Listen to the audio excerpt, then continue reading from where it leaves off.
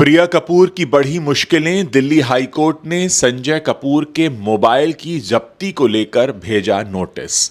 Force 3 से मीनाक्षी चौधरी का कटा पत्ता। अब जॉन अब्राहम के साथ फोर्स 3 में होंगी नई एक्ट्रेस। मुंबई यूनिवर्सिटी ने आखिरी वक्त पर रद्द किया नसरुद्दीन शाह का इनविटेशन।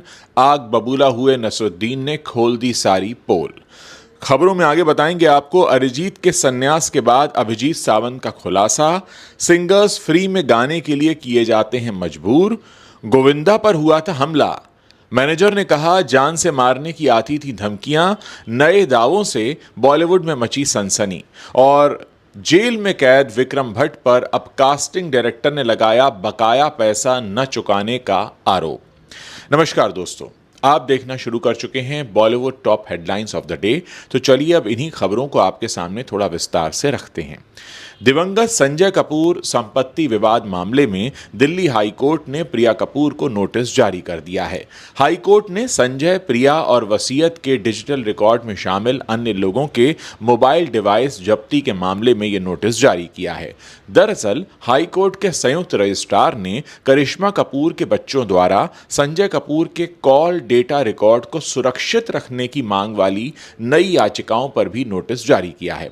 आपको बता दें कि करिश्मा कपूर के बच्चों ने इस मामले में तत्काल सुनवाई की मांग की थी, क्योंकि कॉल डेटा रिकॉर्ड 1 साल के अंदर डिलीट हो सकता है। तो वहीं प्रिया कपूर के वकील का कहना है कि वो जिन कॉल डेटा रिकॉर्ड की रिपोर्ट पर भरोसा कर रहे हैं वो अब डिलीट हो चुकी हैं और अविश्वसनीय तथा फर्जी हैं। हाईकोर्ट ने प्रिया को 2 सप्ताह के भीतर जवाब दाखिल करने को कहा है और सुनवाई की तारीख 26 फरवरी तय की है।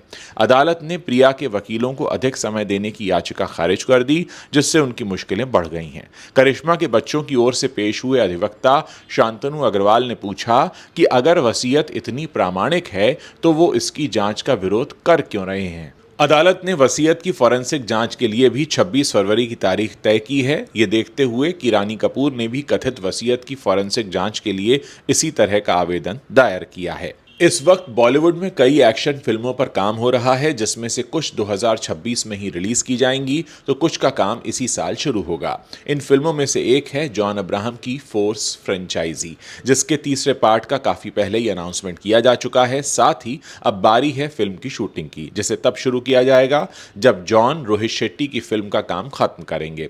हालांकि कुछ समय पहले पता लगा था कि जॉन अब्राहम के opposite actress Meenakshi Chaudhary film का हिस्सा बनेंगी, लेकिन हाल ही में एक न्यूज वेबसाइट पर रिपोर्ट छपी जिससे पता चला कि जॉन अब्राहम के ऑपोजिट फोर्स 3 में तानिया मानिकतला को साइन किया गया है, जो फिल्म में बतौर फीमेल लीड दिखेंगी।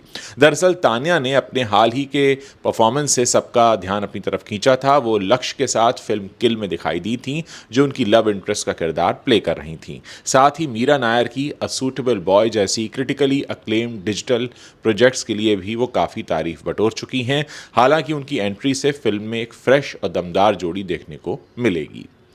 हाल ही में एक्टर नसरुद्दीन शाह ने मुंबई यूनिवर्सिटी पर खुलकर अपनी नाराजगी जाहिर की है। उनका कहना है कि एक स्टूडेंट इवेंट से आखिरी वक्त पर उनका इनविटेशन रद्द कर दिया गया, जो कि बड़ा ही अपमानजनक और गलत था। ये इवेंट उर्दू विभाग की तरफ से 1 फरवरी को जश्न उर्दू के नाम से ऑर्गेनाइज किया गया था। नसरुद्दीन शाह ने इस पूरे मामले पर इंडियन एक्सप्रेस में जब कोई यूनिवर्सिटी सच को ताकत देती है टाइटल से आर्टिकल लिखा है। साथ ही उन्होंने यूनिवर्सिटी के इस फैसले पर भी कई सवाल उठाए हैं। नसरुद्दीन शाह के मुताबिक 31 जनवरी की रात उन्हें बताया गया कि अब उन्हें इस इवेंट में आने की जरूरत नहीं है। न तो इसकी कोई ठोस वजह दी गई और ना ही किसी तरह की इसमें माफी मांगी गई। इसके बाद जो हुआ उसने उन्हें और भी ज्यादा दुखी कर दिया। इवेंट में मौजूद लोगों से यह कहा गया कि नसरुद्दीन शाह ने खुद आने से मना कर दिया था, जबकि उन्होंने इस दावे को पूरी तरह गलत बताया। अपने आर्टिकल में उन्होंने लिखा कि यूनिवर्सिटी ने पहले उन्हें मना किया और फिर यह कहकर नमक छिड़क दिया कि उन्होंने खुद आने से इनकार किया है। उन्होंने साफ कहा कि उन्होंने कभी ऐसा कहा ही नहीं।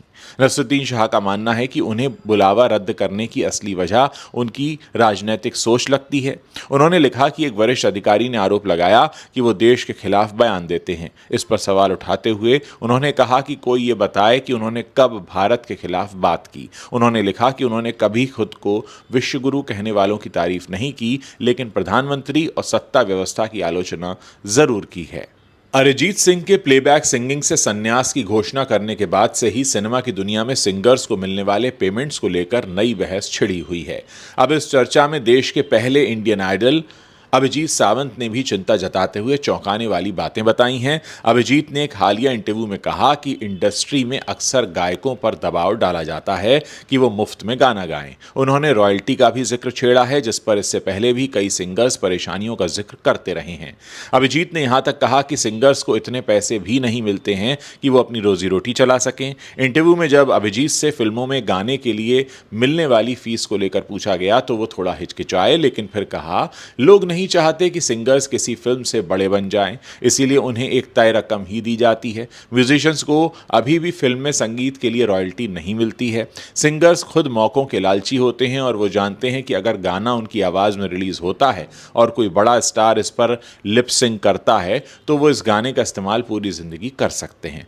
कई बार तो सिंगर्स खुद पैसे चाहते ही नहीं, क्योंकि वो बस गाना गाना चाहते हैं या किसी खास प्रोड्यूसर के साथ काम करना चाहते हैं। इसके लिए उन्होंने कहा कि हमें जो भी रकम मिलती है हम उसे मान लेते हैं, क्योंकि अगर हम नहीं करेंगे तो कोई और कर लेगा। हमारा बहुत ज़्यादा शोषण होता है। गोविंदा की पर्सनल और प्रोफेशनल लाइफ काफ़ी सुर्खियों में रहती है। अब गोविंदा के मैनेजर ने गोविंदा की लाइफ को लेकर काफ़ी खुलासे किए हैं और उन्होंने बताया है कि कैसे गोविंदा पर हमला करने की कोशिश की गई थी और कैसे उन्होंने खुद को बचाया था। गोविंदा के मैनेजर ने दावा किया है कि गोविंदा को जान से मारने की धमकियां दी जा रही हैं। उन्होंने हाल ही में हुई एक घटना को याद करते हुए कहा कि गोविंदा पर कुछ अनजान लोगों ने हमला करने की कोशिश की थी, लेकिन वो अपनी बंदूक और फ़ोन की बदौलत बच गए। न्यूज़ एजेंसी ANI से बात करते हुए गोविंदा के मैनेजर शशि सिन्हा ने कहा, उन्हें धमकियों भरे फोन कॉल आते रहते हैं। थैंक गॉड उस दिन जब उन पर हमला हुआ तब उनके पास बंदूक थी, उन्होंने सबको भगा दिया, नहीं तो भगवान जाने कि उनके साथ क्या होता। मैं उनके पास सुबह 4 बजे पहुंचा, फिर हमने FIR दर्ज करवाई। हालांकि शशि ने यह नहीं बताया कि ये किस घटना के बारे में बात कर रहे थे, लेकिन उन्होंने कहा कि गोविंदा सेल्फ डिफेंस में चोटिल भी हो गए थे। आपको बता दें कि अक्टूबर 2024 में गोविंदा को मुंबई के एक अस्पताल में तब भर्ती कराया गया था जब कथित तौर पर बंदूक साफ करते हुए उनसे गोली चल गई थी। पुलिस का कहना था कि वो घर से एयरपोर्ट जाने वाले थे जिस वक्त ये घटना हुई। अब गोविंदा के मैनेजर के बयान को लोग उसी घटना से जोड़कर देख रहे हैं।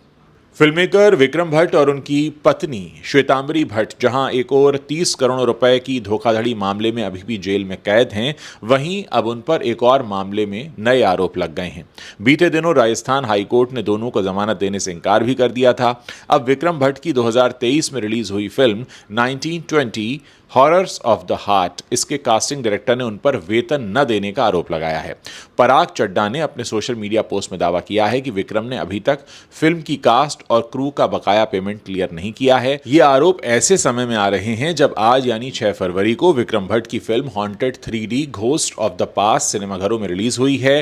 पराग चड्ढा बॉलीवुड के नामी कास्टिंग डायरेक्टर हैं। वो एक था टाइगर, बैंड बाजा बारात और रब्बा मैं क्या करूं जैसी फिल्मों में कास्टिंग टीम का हिस्सा रहे हैं। उन्होंने अपने इंस्टाग्राम पोस्ट में विक्रम भट्ट के खिलाफ एक नोट शेयर किया है।